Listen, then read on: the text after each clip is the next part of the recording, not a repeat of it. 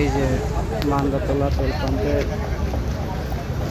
আজকে 5 দিন পর তেল দিচ্ছে।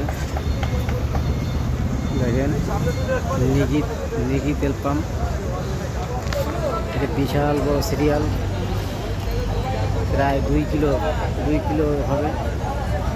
সিরিয়ালে বসে আছে রোদ্রিতে, বৃষ্টি রাত্রে লাইনে ছিল, বৃষ্টি খুব খাইছে। শত গাড়ি দেখেন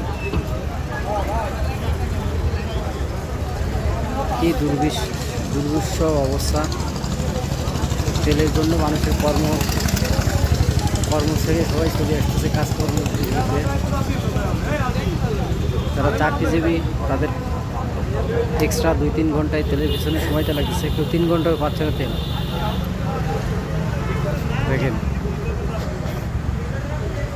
সবাই একটু ফিডব্যাক দেবেন যে এই দুর্বিষহ অবস্থা থেকে কিভাবে বেরিয়ে আসা যায়, আপনারা জানাবেন। ধন্যবাদ।